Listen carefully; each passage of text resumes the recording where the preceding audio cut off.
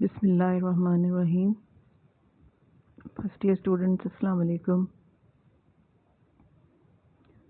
آج ہمارا جو لیکچر ہے وہ نفسیات کے طریقہ ہائے کار یا ریسرچ میتھڈز یا سائیکولوجیکل میتھڈز جو ہیں انہی کے حوالے سے ہی انہی کی کنٹینیویشن ہے. اور آج جو ہم نے پڑھنا ہے نیا میتھڈ پڑھنا ہے ایک جس کا نام ہے کلینکل میتھڈ یا مطالعہ احوال کا طریقہ. مطالعہ احوال، مطالعہ یعنی اسٹڈی کرنا، احوال یعنی کسی بھی شخص کے حال کی جمع ہے احوال. تو حال جو اس کی کیفیت ہے اس کا مطالعہ کرنا، اور اس کو کلینکل میتھڈ بھی کہا جاتا ہے. کلینکل میتھڈ اس لیے کہتے ہیں کہ یہ جو ہے یہ عام طور پر سائیکولوجسٹ جو ہیں وہ کلینکس میں اس کا استعمال کرتے ہیں. تو یہ میتھڈ جو ہے یہ ایکچولی ایک ایسا میتھڈ ہے جو کہ مطلب کسی بھی انسان کو جو پرابلم کا شکار افراد ہوتے ہیں، چاہے وہ بچے ہوں یا بڑے ہوں، ان کے پرابلمس کے حوالے سے جو ہیں وہ اس کو یوز کیا جاتا ہے. اور یہ بچوں یا افراد کے نفسیاتی یا مطابقتی مسائل کی وجہ معلوم کرنے کے لیے اس کی گزشتہ اور موجودہ زندگی کی معلومات حاصل کرنے والے طریقے کو کہا جاتا ہے مطالعہ احوال کا طریقہ. یعنی the method used to get information about causes of psychological or adjustment problems of an individual on the basis of his previous or present life. ہم میں سے کوئی بھی ایسا نہیں ہے جس کو اپنی لائف میں کبھی کوئی پرابلم درپیش نہ آیا ہو. ہر پرابلم کی کوئی نہ کوئی ریزن ہوتی ہے. وہ ریزن جو ہے وہ ہماری موجودہ زندگی میں بھی ہو سکتی ہے، اور ہماری ماضی میں کوئی بھی ہماری غلطی یا ہماری تربیت میں کوئی فلا رہ جائے تو اس کی وجہ سے ہمیں پرابلمس کا سامنا کرنا پڑتا ہے. تو ایسے افراد جن کو ایڈجسٹ کرنے میں مشکل پیش آ رہی ہوتی ہے، یا جن کو نفسیاتی بیماری کوئی ہوتی ہے یا کوئی بھی پرابلم ہوتا ہے، جیسے لیک آف کانفیڈنس بھی ایک سائیکولوجیکل پرابلم ہے، تو اس کا حل معلوم کرنے کے لیے، اس کی کازز معلوم کرنے کے لیے، وجوہات معلوم کرنے کے لیے جو طریقہ استعمال ہوتا ہے اس کو کلینکل میتھڈ کہتے ہیں. اور یہ طریقہ کی بک میں لکھا ہوا ہے. دراصل روز نامچہ یا ڈے بک کا اضافی طریقہ ہے. روز نامچہ یا ڈے بک سے مراد یہ ہے کہ ہمارے ہاں تو اتنی اویئرنیس نہیں ہے، نہ ہی پیرنٹس اتنے پڑھے لکھے ہوتے ہیں. تو ویسٹ میں جو ہے وہ بچے جیسے ہی وہ بچہ پیدا ہوتا ہے یا اس کی لائف میں کوئی امپورٹنٹ ایونٹ آتا ہے تو اس کے پیرنٹس جو ہیں وہ اس کی ان امپورٹنٹ واقعات جو ہیں ان کو ایک ڈائری میں لکھتے رہتے ہیں. تو اسے ڈائری کو کہتے ہیں ڈے بک یا روز نامچہ. تو بہرحال یہ کہ نہ بھی لکھیں تو جو امپورٹنٹ ایونٹس ہوتے ہیں لائف کے وہ پیرنٹس کو بھی اور بچوں کو بھی یاد رہتے ہیں.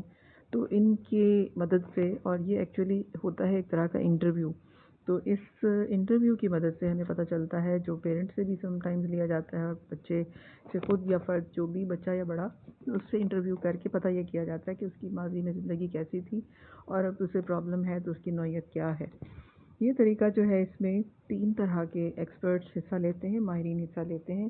سب سے پہلے جو ماہر ہے اس کا نام ہے ماہر طب نفسی، اسے انگلش میں سائیکیٹرسٹ کہتے ہیں. سائیکیٹرسٹ جو ہے یہ ایک بیسیکلی ڈاکٹر ہوتا ہے. اس نے MBBS کی ڈگری حاصل کی ہوتی ہے، اور اس کے بعد نفسیاتی بیماریوں کے حوالے سے اس نے ایڈوانس ڈپلومہ کورسز یا ٹریننگز کی ہوئی ہوتی ہیں. اور یہ جو ہے سائیکولوجیکل یا نفسیاتی مسائل کی جسمانی وجوہات جاننے کی کوشش کرتے ہیں. جیسے برین کے کسی حصے میں اگر کوئی خرابی ہے تو نفسیاتی مسائل ہو سکتے ہیں، یا نروز ٹھیک کام نہیں کر رہے، یا کوئی بھی ایسی وجہ جس کا تعلق جو ہے وہ باڈی کے کسی بھی حصے کے کام کرنے کی خرابی سے ہوتا ہے. دوسرے ہیں جی کلینکل سائیکولوجسٹ، جیسے کہ میتھڈ کا نام ہی کلینکل میتھڈ ہے. تو کلینکل سائیکولوجسٹ جو ہے یہ وہ ہوتا ہے، شخص ہوتا ہے جس نے اپلائیڈ سائیکالوجی یا نفسیات میں اعلیٰ ڈگری حاصل کی ہوتی ہے، MSc کی ہوتی ہے، اور اس کے بعد 1.5 سال کا ڈپلومہ کرتے ہیں یہ، جس میں پریکٹیکل ورک زیادہ ہوتا ہے. یہ ایک طرح سے جیسے ہاؤس جاب ہوتی ہے ڈاکٹرز کی، اس ٹائپ کا ہی کام ہوتا ہے جس میں جو ڈپلومہ کرنے والا شخص ہوتا ہے اس نے ہاسپٹلز میں اور سائیکولوجیکل کلینکس میں کام کرنا ہوتا ہے. تو یہ جو ہے یہ اور اس کو نفسی پیمائش کا ماہر بھی کہتے ہیں. نفسی یعنی نفسیاتی، پیمائش یعنی میجرمنٹ. تو یہ مختلف ٹیسٹس کا استعمال کر کے بیماریوں کے بارے میں تشخیص کرتے ہیں۔ تو اس طرح سے یہ جو ہے کلینکل سائیکالوجسٹ یہ بہت زیادہ اس نفسیات کے حوالے سے بہت زیادہ امپورٹنٹ ہے، کیونکہ یہ نفسیاتی بیماریوں کی وجوہات بھی معلوم کرتے ہیں اور نفسیاتی طریقوں سے علاج بھی کرتے ہیں۔ تیسرا ماہر جو ہے وہ ہے سوشل ورکر۔ سوشل ورکر جو ہیں یہ کسی بھی انسان جو کہ مسائل یا بیماریوں کا شکار ہے اس کے ماحول میں جا کر اس کے ماحول کے بارے میں معلومات حاصل کرتے ہیں کہ کیا اس کے گھر کا یا اس کے محلے کا یا ارد گرد کا جو ماحول ہے کیا وہ تو نہیں اس کی بیماری کی وجہ۔ تو یہ تینوں جو ہیں یہ ان کی کولیبریٹڈ اسٹڈی ہوتی ہے جس کے ذریعے جس کے مدد سے یہ ایک شخص کی پوری زندگی کا جائزہ لیتے ہیں اور پھر اس کا علاج کرنے کے لیے تجاویز دیتے ہیں، اور بعض اوقات جو ہے وہ اس علاج کے لیے مریض کو ہاسپٹلائز بھی کرنا پڑتا ہے۔ تو اب جو ہے اس کے مقاصد کیا ہیں؟ اس کے دو مقاصد ہیں۔ کلینکل میتھڈ جو ہے اس کے دو مقاصد جو دو گولز ہیں۔ پہلا گول جو ہے وہ ہے فرد کے مطابقتی، شخصیتی اور ہجانی مسائل کے بارے میں معلومات حاصل کرنا، یعنی to get information and about the causes of psychological disorder یا پرابلم، کہ فرد جو ہے اس کے مسئلے کے نفسیاتی اس کی وجوہات معلوم کرنے کی کوشش کرنا۔ جب وجہ پتہ چل جاتی ہے تو پھر جو ہے وہ اس کا علاج بھی کیا جاتا ہے۔ تو دوسرا اس کا جو مقصد ہے کردار میں تبدیلی، مسائل کا حل اور علاج، مسائل کا حل، کردار کی تبدیلی اور علاج۔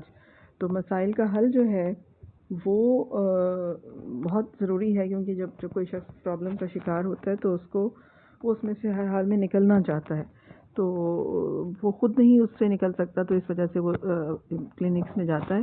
تو بہرحال یہ کہ کردار کو بدلنا بہت ضروری ہوتا ہے۔ اکثر جو ہے وہ نفسیاتی مسائل کی وجہ لوگوں میں نہیں ہوتی، آپ کی اپنی تھاٹ پروسیس میں ہوتی ہے، تھنکنگ نیگیٹو ہوتی ہے، تو انسان جو ہے وہ ہر ایک چیز کو غلط انداز میں لے رہا ہوتا ہے، اور اسی طرح سے بعض اوقات کردار میں ریئیکشن کے جو طریقے ہیں وہ ٹھیک نہیں ہوتے، جس کی وجہ سے انسان جو ہے وہ مسائل کا شکار ہو جاتا ہے۔ تو اس طرح یہ جو ہیں کلینکل سائیکالوجسٹ جو مختلف ٹیسٹوں کے استعمال سے اس کی بیماری کی وجوہات معلوم کرنے کے بعد نفسیاتی طریقوں سے اس کا علاج کرتے ہیں، اور اگر بیماری کی نوعیت بہت شدید ہو اور اس میں مطلب برین کے کچھ حصوں کی میل فنکشننگ یا خرابی انوالو ہو، تو پھر سائیکالوجسٹ جو ہے وہ اکیلا نہیں کام کر سکتا، وہ پھر سائیکیٹرسٹ کے پاس اس کو ریفر کرتا ہے تاکہ وہ اس کا دوائیوں کے ذریعے علاج کرے۔ تو کلینکل سائیکالوجسٹ میڈیسنس نہیں دے سکتا، وہ بات چیت کے ذریعے ہی علاج کرتا ہے۔ تو یہ کلینکل میتھڈ جو ہے اس میں بیسیکلی جو ہے وہ نفسیاتی مسائل اور بیماریوں کے علاج کے لیے ان کی وجوہات معلوم کر کے ان وجوہات کو دور کرنے کی کوشش کی جاتی ہے، اور پھر اس کے علاوہ یہ ہوتا ہے کہ جو فرد ہے اس کی سوچ اور اس کے کردار میں تبدیلی لائی جاتی ہے۔ اب سوال یہ ہے کہ نفسیات یہ جو ہے کلینکل میتھڈ، اس کے لیے ہمیں انفارمیشن کہاں سے ملے گی؟ جیسے میں نے بتایا ایک تو طریقہ یہ ہے کہ انٹرویو کیا جائے، کوئی بھی شخص جو ہے اسے براہ راست پوچھا جائے اس کی لائف کے بارے میں، لیکن دو طریقے ایسے ہیں جن کے ذریعے ہمیں انٹرویو کے بغیر بھی کسی بھی انسان کی زندگی کے بارے میں معلومات حاصل ہو سکتی ہیں، یعنی اس کی پوری لائف کے بارے میں۔ ایک تو ہے بایوگرافیکل میتھڈ، بایو کہتے ہیں لائف کو، گرافی کہتے ہیں لکھنا، زندگی کے بارے میں لکھنا۔ تو سوانح عمری کا مطلب ہوتا ہے کسی بھی شخص کی عمر یا لائف کے بارے میں کچھ لکھا گیا ہو۔ تو بایوگرافیکل میتھڈ جو ہے ہمیں، اگر ہم کسی بھی عام طور پر جو ہے سوانح عمری مشہور شخصیات لکھتی ہیں، مشہور شخصیات جو ہیں ان کی لائف کے اوپر وہ خود لکھتے ہیں، خود نوشت ہوتی ہے، یا پھر کوئی اور شخص جو ہے جو ان کا فین ہوتا ہے وہ اس کے بارے میں لکھتا ہے۔ تو اس کے بارے میں جو بھی لکھتا ہے اس سے اس کی پوری لائف کے بارے میں پتہ چل جاتا ہے کہ اس کی لائف میں کیا کیا اہم واقعات رہے ہیں۔ اور دوسرا جو ہوتا ہے ایک خود نوشت یعنی خود لکھنا، اور سوانح عمری یعنی کوئی اور آپ کے بارے میں لکھے۔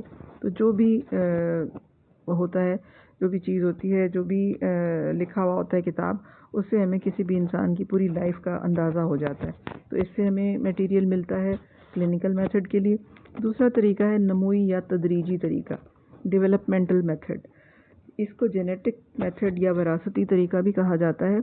وراثتی یعنی جینیٹک کا مطلب یہ ہوتا ہے کہ جس میں کسی ایک انسان کی مکمل نشو و نما موجودہ حالت سے لے کر انتہائی ماضی کے زمانے تک معلوم کی جاتی ہے. فار ایگزامپل، آپ میں سے کوئی انسان جو ہے، اس کو کوئی بھی پرابلم درپیش ہو گیا ہے، تو وہ اس کی جب وہ کلینکل سائیکولوجسٹ کے پاس جائے گا تو وہ اس کی پوری لائف کے بارے میں اس سے پوچھے گا. اسی سے پوچھے گا، اس کے پیرنٹس سے پوچھے گا، اس کے ارد گرد کے لوگوں سے پوچھے گا، یعنی اس کی بالکل ابتدائی زندگی کے بارے میں بھی معلومات حاصل ہوگی. کیونکہ پرابلم کا شکار وہ اب ہوا ہے، لیکن اس کے پرابلم کی ریزنز جو ہے وہ ماضی میں ہو سکتی ہیں. تو یعنی موجودہ حالت سے حال سے ماضی کی طرف جا کر اس کی انتہائی بچپن، انتہائی ماضی کے زمانے تک جو ہے وہ معلومات حاصل کی جاتی ہیں.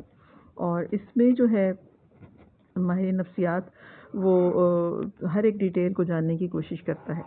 نموئی طریقہ جو ہے، تدریجی طریقہ، اس کے آگے پھر جو ہیں وہ دو طریقے ہیں. نموئی طریقہ کس طرح سے ہم نشو و نما کے بارے میں جان سکتے ہیں، لائف کے بارے میں کیسے جان سکتے ہیں، اس کے دو طریقے ہیں. ایک ہے طولی طریقہ، طول کہتے ہیں لمبے کو، لانگیٹوڈینل میتھڈ. اس میں کیا ہوتا ہے کہ ایک شخص جو کہ مشاہدہ کرنے والا یا ریسرچر جو ہے، تحقیق کرنے والا، وہ ایک لمبے عرصے تک بچے کو اپنے سامنے رکھتا ہے. یعنی فرض کریں کہ وہ یہ دیکھنا چاہتا ہے کہ بچے کی جو ہے وہ ووکیبلری کیسے بڑھتی ہے. ووکیبلری کہتے ہیں ذخیرہ الفاظ، بولتا کیسے ہے وہ، بات چیت، الفاظ کیسے سیکھتا ہے. تو وہ 2 سال سے بچے کا مشاہدہ کرنا شروع کرے گا ریگولر انٹرولز پر. 2 سال کی عمر میں اس کا جو ہے وہ 5-6 دفعہ ٹیسٹ چیک کرے گا. پھر 3 سال کی عمر میں بھی دیکھے گا، پھر 4 سال کی عمر میں بھی دیکھے گا. اس طرح فرض کریں اس نے 15 سال تک کی عمر تک اس کا مشاہدہ کرنا ہے، تو 2 سال سے لے کے 15 سال تک، 13 سال تک مسلسل وہ اس بچے کا مشاہدہ کرتا رہے گا. اور پہلے سال میں جو اس کی ووکیبلری تھی وہ نوٹ کرے گا. 10 الفاظ 2 سال کی عمر میں سے 10 الفاظ آتے تھے. 3 سال کی عمر میں اگر 15 ہو گئے، 4 سال کی عمر میں اور زیادہ ہو گئے، 15 سال کی عمر میں بہت سارے الفاظ ہو گئے، تو وہ ان ساری تبدیلیوں کو ریکارڈ کرتا ہے. یہ طویل عرصے تک جاری رہنے والا مشاہدہ ہوتا ہے اور اس میں کافی مشکلات بھی پیش آتی ہیں. اور یہ طریقہ جو ہے وہ چارلس ڈارون، مشہور جو ایک ایوولوشنری سائنٹسٹ تھا، ایوولوشنسٹ تھا، اس نے اس کے اوپر بہت کام کیا. تو اس نے یہ کہا تھا کہ بچے میں ہجانات جو ہیں وہ کس طرح تشکیل پاتے ہیں، اور وہ بچوں کا جو ہے وہ ڈیولپمنٹل ریکارڈ رکھتا تھا. اور اس نے بتایا تھا کہ ہر ایک چیز جو ہے وہ آہستہ آہستہ سے ہم سیکھتے ہیں، گریجولی سیکھتے ہیں. اس کا تھیوری آف ایوولوشن بھی اس کی جو ہے وہ بہت مشہور ہے. بایولوجی جنہوں بچوں نے پڑھی ہوگی وہ ضرور اس کا نام جانتے ہوں گے. بہرحال اس کی ڈیٹیل میں ہم نہیں جائیں گے، بس آپ نے 2 لائنیں جو اس کی طولی طریقے کی ڈیفینیشن ہے وہ اچھی طرح سے یاد کرنی ہے، اور چارلس ڈارون کا نام یاد رکھنا ہے کہ اس نے طولی طریقے کے اوپر کام کیا تھا. دوسرا طریقہ جس کے ذریعے ڈیولپمنٹل میتھڈ معلومات ہمیں حاصل ہوتی ہیں، کی معلومات حاصل ہوتی ہیں، وہ ہے بین الثقافتی طریقہ. اس کو عرضی طریقہ بھی کہتے ہیں، کراس کلچرل. اور لیٹیٹیوڈینل میتھڈ اس کو کہا جاتا ہے. لیٹیٹیوڈ کہتے ہیں چوڑائی میں ہونا.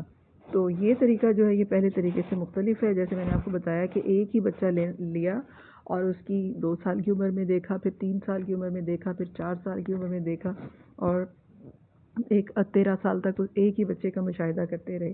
لیکن جو بین الثقافتی طریقہ ہے اس میں کیا ہوتا ہے، مختلف ماحول میں پلنے والے بچوں کی کرداری تبدیلیاں دیکھنے کے لیے مختلف عمر کے بچوں کے کردار کا مشاہدہ کیا جاتا ہے، اور ہر عمر کے بچوں میں پائی جانے والی خاص علامات کا ملکی، تہذیبی اور تمدنی اعتبار سے موازنہ کر کے دیکھا جاتا ہے. اور یہ کم وقت میں ہوتا ہے. جیسے اگر ہم یہ دیکھنا چاہتے ہیں کہ 2 سال سے لے کے 15 سال تک کی عمر تک بچوں میں ووکیبلری کے حوالے سے وہ کتنے الفاظ سیکھتے ہیں، تو بجائے اس کے کہ ہم ایک ہی بچے کو 13 سال تک زیر مطالعہ رکھیں، ہم ایک گروپ لے لیں گے جس میں 2 سال کے 4 بچے ہوں گے، 3 سال کے 4 بچے ہوں گے، 4 سال کے 4 بچے ہوں گے، اور اس طرح سے ہر سال کے 4 بچوں کا گروپ بنا لیں گے. 15 سال کے بھی 4 بچے ہوں گے. ہم دیکھیں گے کہ 15 سال کا جو بچہ ہے اس کی ووکیبلری 1000 ورڈز ہے، اور جو 2 سال کا بچہ ہے اس کو صرف ابھی 5 یا 10 الفاظ آتے ہیں. تو ہم یہ کہہ سکتے ہیں یہ 2 سال والا بچہ جب 15 سال کا ہوگا تو اس کو بھی 1000 الفاظ یا 1000 ورڈز اس کی ووکیبلری میں آ جائیں گے. تو اس میں کیا ہے 1 سال تک بھی اگر ان ساری ایجز کے بچوں کو دیکھیں تو 1 سال میں ہی ہمیں یہ ساری انفارمیشن حاصل ہو جاتی ہے جو کہ پوری طریقے میں 13 سال میں حاصل ہوئی تھی. تو اس طرح سے کراس کلچرل میتھڈ جو ہے بڑا مشہور ہے اور اب بہت وائڈلی یوز یہی ہوتا ہے کیونکہ وقت کے ساتھ ساتھ ترقی کے ساتھ ساتھ انسان جو ہے ہم لوگوں کے پاس وقت کی کمی ہوتی جا رہی ہے تو اس لیے پوری طریقہ جو ہے بہت زیادہ استعمال نہیں ہوتا. تو یہ جو تھا یہ مطالعہ احوال کے طریقے کے ہی تمام پارٹس تھے. یعنی مطالعہ احوال کا طریقہ کیا ہے وہ آپ کو بتایا. اس کے بعد ہم نے بات کی کہ مطالعہ احوال کے طریقے میں معلومات کیسے حاصل کی جاتی 2 طریقوں سے, سوانح عمری سے اور پھر نموئی یا تدریجی طریقے سے. نموئی طریقہ جو ہے وہ جو ہے اس میں تحقیق 2 طریقوں سے ہوتی ہے, طولی طریقہ یا بین الثقافتی طریقہ. تو یہ ایک ٹیبل سا ہے جو میں نے بنایا ہے آپ لوگوں کے لیے, آپ لوگوں کو ویو ہو رہا ہوگا تو اس کو جو ہے وہ آپ لوگ نوٹ کر لیں اور بنا لیں اپنی نوٹ بک میں. اور مطالعہ احوال کے طریقے کی سمری ایک طرح سے یہ ہوئی ہے, تو یہ آپ نوٹ کر لیں. اس سے پہلے بھی ایک ٹیبل سا ہی بنا ہوا تھا جو کہ میں نے آپ کو بتایا تھا.